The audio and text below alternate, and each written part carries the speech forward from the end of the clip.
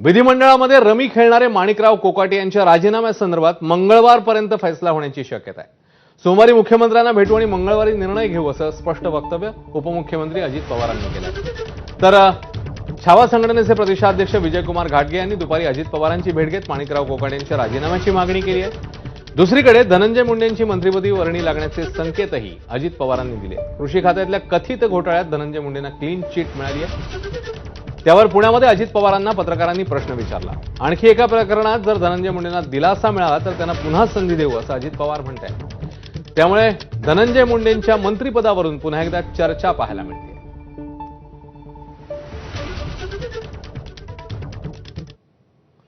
दरम्यान अजित पवार नेमकं काय म्हणाले आहेत जाणून घेऊया। पण काही त्यांनी गोष्टी मला बोलून दाखवल्या।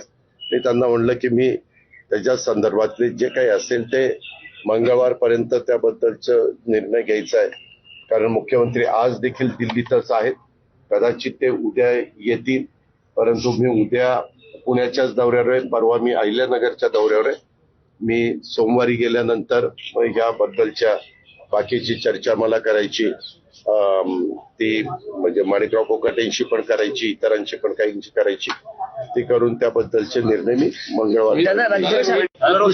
त्या संदर्भामध्ये अजून एका गोष्टीच्या संदर्भात माहिती आम्ही घेतोय, त्याचे पूर्णपणे मला वाटतं न्यायालयीन चौकशी चालू आहे। ती चौकशी झाल्यानंतर त्याबद्दलचे सगळं वस्तुस्थिती पुढे येईल आणि वस्तुस्थिती पुढे आली आणि हे अशाच पद्धतीनं त्याच्यामध्ये त्यांचा दुरान्वयी संबंध नसेल तर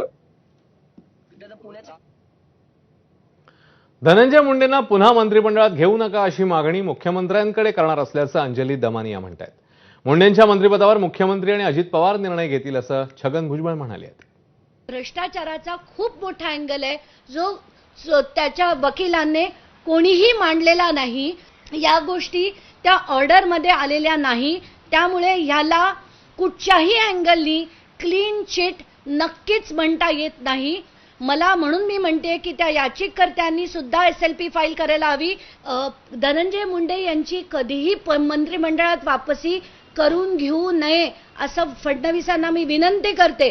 राजकारणामध्ये समाजकारणामध्ये असलेल्या लोकांना काही आमच्याकडून चुका होतात, काही आमच्या सहकाऱ्यांकडून चुका होतात, काय आणि मग तो त्रास तर भोगावा। तर माणिकराव कोकाटेंवर शरद पवारांच्या राष्ट्रवादीचे जयंत पाटील काय म्हणतात बघूया। खांदेपालट म्हणजे आहे त्या मंत्र्यांना काढायचं नाही आणि राजीनामा म्हणजे मंत्र्यांना काढायचं। आता तेच आम्ही वाट बघतोय, मुख्यमंत्री चॉईस काय करतात। खांदेपालट करणे म्हणजे आहे त्यांना आहे ते मान्य आहे, ते बोलले त्या वक्तव्याला मान्यता मुख्यमंत्र्यांची असा त्याचा अर्थ होईल। खांदेपालट करणं आणि खांदेपालट केलं तरी स्वभाव बदलत नाही ना।